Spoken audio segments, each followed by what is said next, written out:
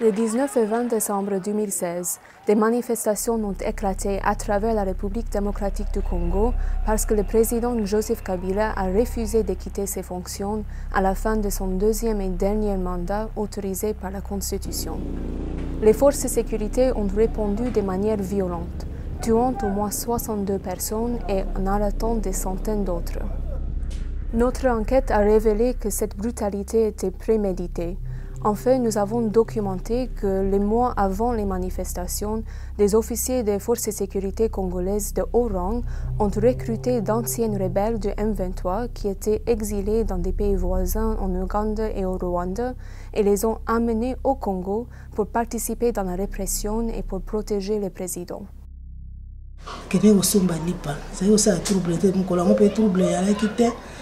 Côté na biso na habité ce côté monsieur trouble ya kasi côté na biso en tout cas trouble ya la kité ça c'est zo qui na moto awa et ko pima côté.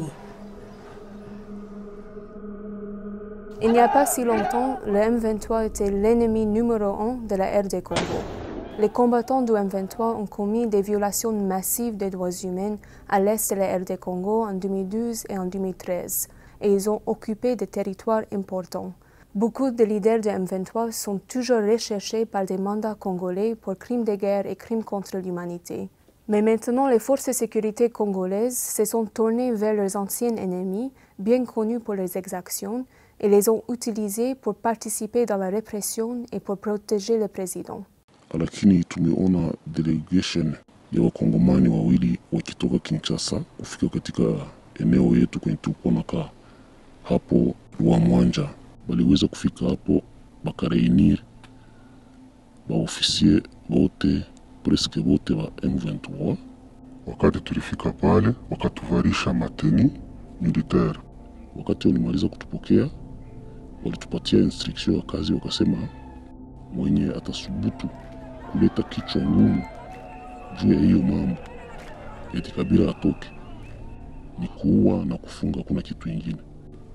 Yule ambaye alikuwa akileta kelele tulikuwa tunaua hata kufunga. Après avoir parlé aux familles des victimes et d'autres témoins, nous avons documenté des intimidations générales et même de meurtres sans distinction, y compris d'enfants. Mama otozalaka bavoise alobi mwana oyanga azwi masasi oya ye oya ngai na bimi awa Natali mwana nga koina mabele alobi mama simba ngai mama simba ngai mama simba ngai mama simba ngai mama bikisa ngai mama bikisa. Nafasi kwenye tulikuwa tunakuta kikundi ya watu 5 au zaidi ya wale tulikuwa tukiwakamata na kuwatia mkasho. Wakati tulikuwa tukipata maiti zenye zimelala barabarani tulikuwa tukiziondosha na kwenda zificha mbali kusema opinion internationale isiende ikazione. Na shabaha yetu ilikuwa ni kuproteje pouvoir ya Kabila. Tukifika kule tulifanya kazi nzuri na tukakuwa remercier. Sawa, mimi nilipata $500 na sasa tunaongojea kama kazi ikarudi tutaendelea kuendelesha kazi, kumsaidia na kusutenir pouvoir ya mzee Kabila, président wetu.